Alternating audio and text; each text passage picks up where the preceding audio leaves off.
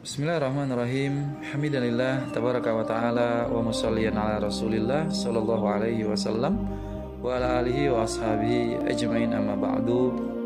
Thumma uhayyikum tahiyatil ahlil jannah wa dinas salam. Assalamualaikum warahmatullahi wabarakatuh. Tiap diri terpastikan menginginkan kesuksesan di masa depannya. Namun, bagi tiap mukmin, masa depan bukanlah terhitung dalam 1 tahun, 2 ataukah 5 tahun. Tapi definisi kesuksesan masa depan seorang mukmin adalah di penghujung masa depan itu sendiri, yaitu endingnya kehidupan manusia, di mana surgalah yang menjadi indikator kesuksesan dan keberhasilan tersebut. Sebagaimana yang termaktub pada surat Ali Imran ayat ke-185, tiap-tiap jiwa akan merasakan mati, dan sesungguhnya pada hari kiamat sajalah disempurnakan pahalamu. Barang siapa yang dijauhkan dari neraka, faman zuhziha 'anil nar wa udkhilal jannah, dan dia dimasukkan ke dalam surga, maka sungguh ia telah beruntung. Nah, ada pertanyaan yang unik. Apakah modal masuk surga? A. Pahala, atau B. Dosa? Tentunya kita dengan semangat pastinya menjawab pahala. Ya, benar sekali jawabannya.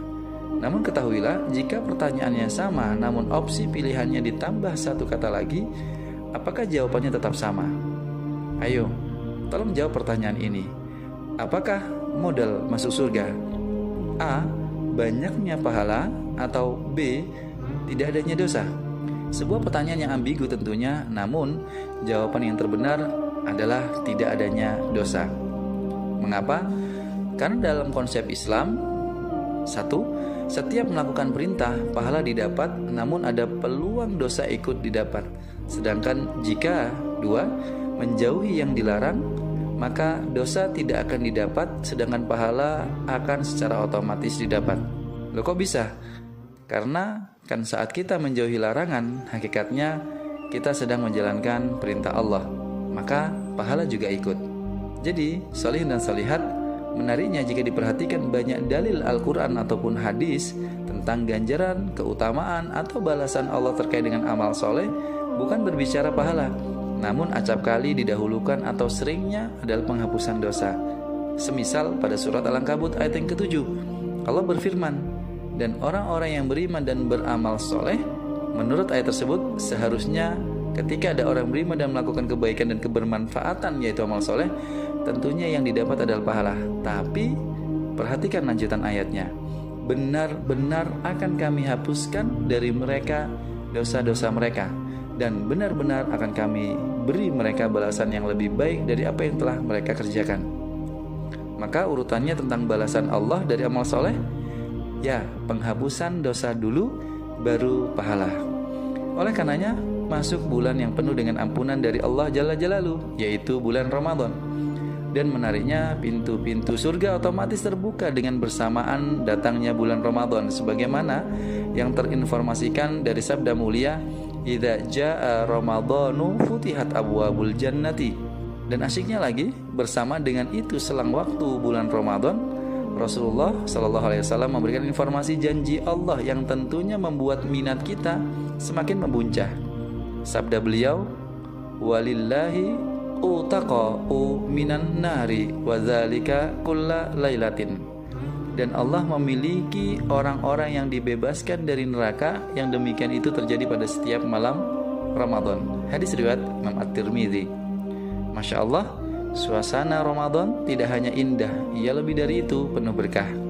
Oleh karenanya, menjadi keniscayaan bagi tiap muslim untuk memaksimalkan segala potensi dirinya untuk melakukan amal soleh di bulan Ramadan yang begitu banyak varian-varian kebaikannya, baik amal kebaikan yang bersifat personal sampai yang sosial, amal ibadah yang tanpa modal hingga yang membutuhkan dana brutal. Sungguh kesemua itu begitu ternilai di bulan Ramadan, dan amal-amal tersebut memang baik. Namun ketahuilah, ada amal ibadah yang terbaik di bulan Ramadan, tiada lain adalah puasa Ramadan. Benar, puasa Ramadan memiliki nilai lebih jika dibandingkan dengan amal ibadah lainnya di bulan Ramadan. Buktinya adalah firman Allah sendiri dalam hadis qudsi, illa saum fa innahu li wa ana ajzi bihi. Kecuali puasa, maka ia untukku dan aku yang akan memberikan pahalanya.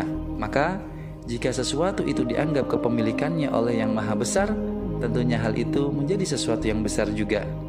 Apalagi Sang Maha Besar yang akan memberikan langsung balasannya. Ya, semisal jika seorang penerima hadiah ditanya, Bapak memilih yang memberikan hadiahnya perwakilan dari Bapak Gubernur atau Bapak Gubernur langsung? Tentunya yang menjadi jawabannya adalah langsung Bapak Gubernur. Karena disitulah letak prestisnya, nilai lebihnya, dan puasa Ramadan Allah langsung yang memberikan ganjarannya. Masya Allah. Maka sebuah konklusi keterkaitan antara ketiadaan dosa, puasa Ramadan, dan surga adalah beberapa dalil berikut ini. Rasulullah SAW kemudian menyampaikan, barang siapa yang berpuasa di bulan Ramadan dalam keadaan iman dan mengharapkan pahala, maka akan diampuni dosa-dosa yang telah lalu. Hadis riwayat Imam Al-Bukhari. Dan tentunya kenikmatan puasa Ramadan akan mendapatkan privilege masuk surga melalui pintu yang khusus. Sesungguhnya di surga ada pintu yang dinamakan Ar-Royah. Orang-orang yang berpuasa di hari kiamat masuk dari pintu itu. Tidak bolehkah seorang pun memasukinya selain mereka? Hadis riwayat Imam Al-Bukhari. Maka solihin dan solihat, yuk berpuasa, karena kita sedang dirindu surga. Bitaufikillah. Wassalamualaikum warahmatullahi wabarakatuh.